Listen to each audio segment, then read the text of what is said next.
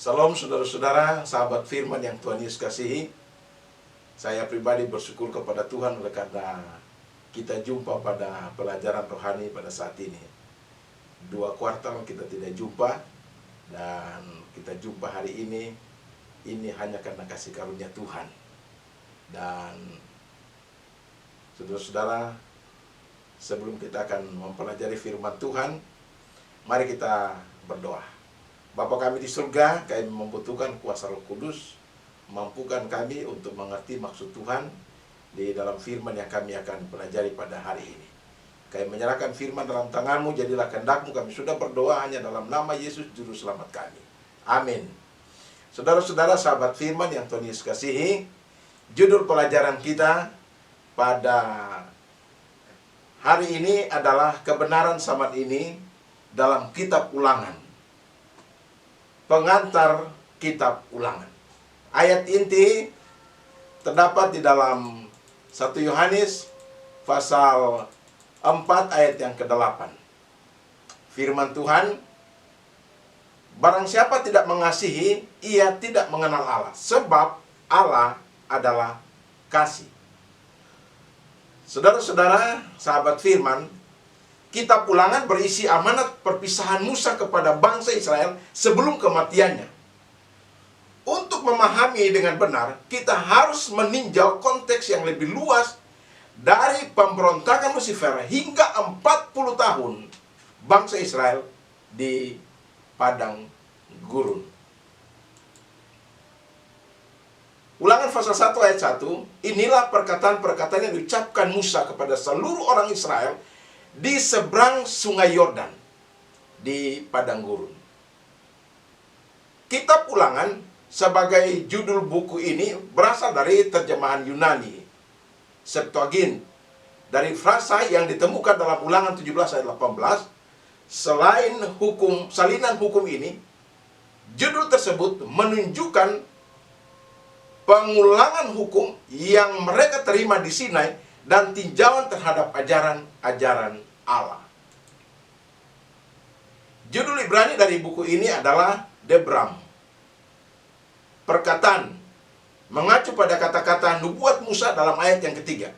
Ini menggambarkan kata-kata terakhir dari kitab Bilangan yang berbunyi, itulah perintah dan peraturan, di dalam Bilangan pasal 36 ayat 13. Perkataan ini adalah perintah Allah. Sahabat firman yang Tuhan Yesus kasihi, mari kita balik kepada ayat tema. Barang siapa tidak mengasihi, ia tidak mengenal Allah, sebab Allah adalah kasih. Artinya, Allah adalah sumber kasih, di dalam ayat yang ke-7. Dan kasih adalah tabiat Allah, di dalam ayat yang ke-8, ayat tema. Jadi, kita dapat di dalam ayat ini bahwa kasih itu bukan hanya dinyatakan melalui pengorbanan Yesus, melainkan juga melalui pengorbanan Allah yang telah merelakan anaknya untuk menebus manusia dari dosa.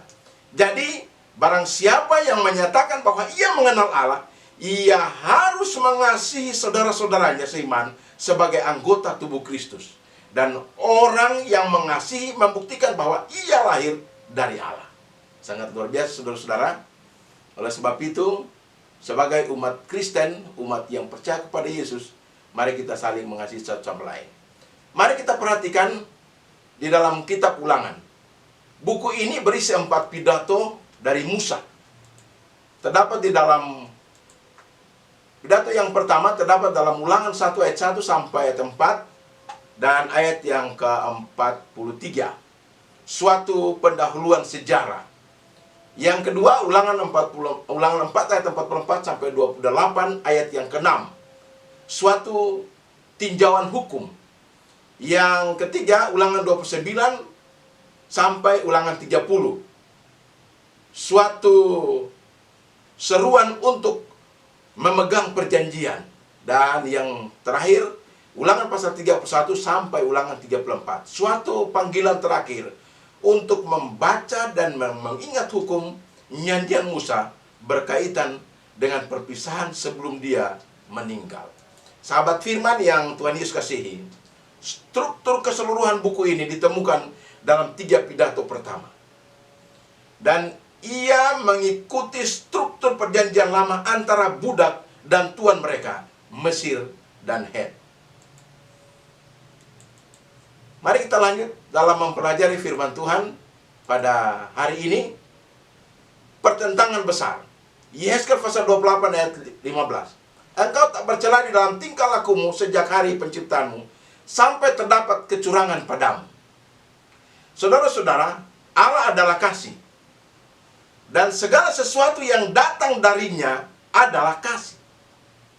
Dia ingin ciptanya mengasihi dia dengan sepenuh hati. Dalam Ulangan pasal 6 ayat yang kelima. Namun hanya dengan kasih yang sukarela, kasih yang sesungguhnya. Oleh karena itu Allah menciptakan makhluk yang mereka sangat taat dan menghargai akan kemahakuasaan Tuhan. Namun saudara-saudara, yang terjadi di sini adalah kemerdekaan datang dari risiko yang mungkin mereka tidak senang dengan apa yang terjadi. Makhluk sempurna yang mereka dapati memutuskan untuk berhenti mengasihi Allah, mempertanyakan kedaulatan Allah, dan memberontak melawan penciptanya. Begitulah saudara-saudara sahabat firman, Lucifer, pemberontakan Lucifer dimulai. Dia adalah malaikat yang sempurna dan cantik dalam kedudukan yang tinggi, tetapi dia menginginkan kedudukan yang lebih tinggi. Di dalam Yesaya pasal 28 ayat 11 sampai 19, Yesaya pasal 14 ayat 12 sampai ayat yang ke-15. Pemberontakan manusia. Allah menilik bumi itu dan sungguhlah rusak benar. Sebab semua manusia menjalankan hidup yang rusak di bumi. Kejadian pasal 6 ayat yang ke-12. Saudara-saudara, sepertiga dari malaikat mendukung pemberontakan Lucifer dalam Wahyu pasal 12 ayat 4.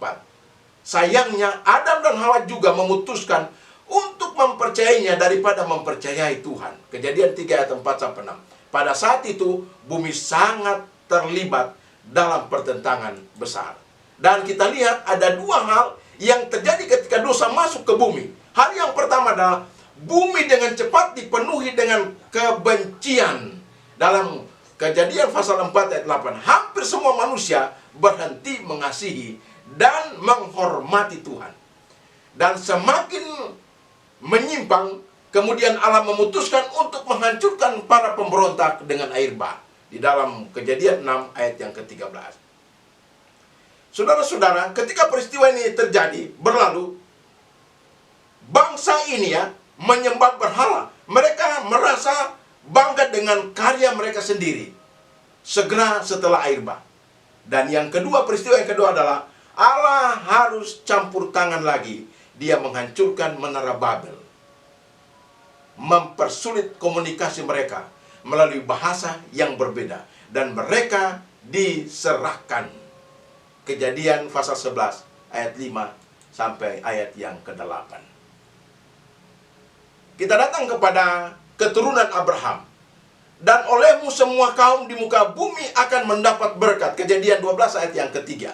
Saudara-saudara sahabat firman, setelah penyebaran di Babel, Tuhan memanggil seorang pria Abram, yaitu Abraham, agar dia dan keturunannya akan memelihara pengetahuan tentang Allah dan membagikan rencana keselamatan kepada semua orang. Keluarga Abram atau keluarga Abraham bukanlah keluarga yang sempurna, dan mereka diperbudak di Mesir, namun Allah masih memegang kendali mereka.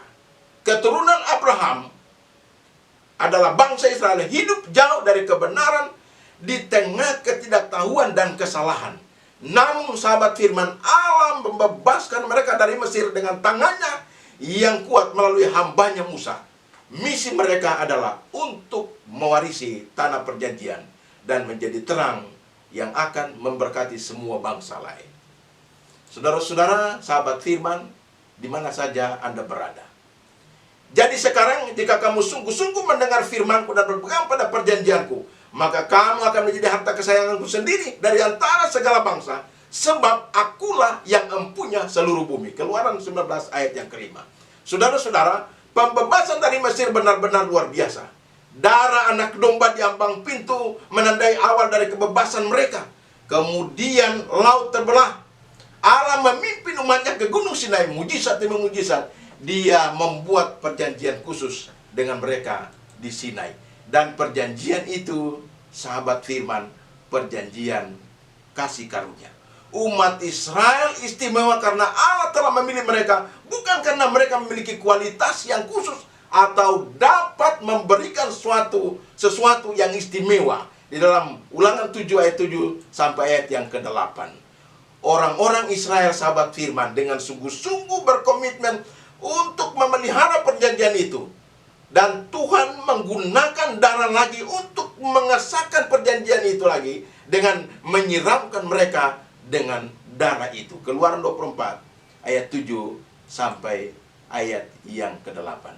Namun 40 tahun di padang gurun, sebab Tuhan Allahmu memberkati engkau dalam segala pekerjaan tanganmu.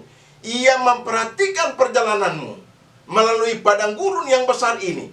Ke-40 tahun itu Tuhan Allahmu menyertai engkau dan engkau tidak kekurangan apa-apa. Ulangan 2 ayat yang ke-7. Saudara-saudara, meskipun orang-orang memiliki niat baik, meskipun orang Israel memiliki niat baik, mereka tidak dapat menepati perjanjian. Dan perjanjian pertama kali mereka melanggar perjanjian itu ketika Musa naik ke Gunung Sinai untuk mengambil hukum Allah. Di dalam Keluaran pasal 32 ayat yang pertama. Ketika mereka hendak memasuki Kanaan, mereka kehilangan iman. Dalam Bilangan 4 ayat 3 sampai 4, terlepas dari semua hal menakjubkan yang telah mereka lihat, mereka menolak untuk menaati Allah. Saudara-saudara yang Tuhan Yesus kasihi, Allah menahan mereka di padang gurun selama 40 tahun sebagai hukuman sampai generasi baru siap untuk mewarisi tanah perjanjian. Musa bertugas mendorong generasi baru dan memperbarui perjanjian dengan mereka. Inilah yang dimaksud dengan kitab Ulangan. Hukum itu ditulis, hukum itu dinyatakan lagi. Nah, saudara-saudara yang Tuhan Yesus kasihi, prinsip-prinsip yang dibentangkan dalam buku Ulangan sebagai petunjuk kepada orang Israel harus diikuti oleh umat Allah sampai masa kesudahan. Kemakmuran sejati bergantung atas hubungan perjanjian kita dengan Allah selama-lamanya. Dan kita tidak akan dapat mengadakan pemanduan prinsip dengan jelas, mengadakan persekutuan dengan orang-orang yang tidak takut kepadanya.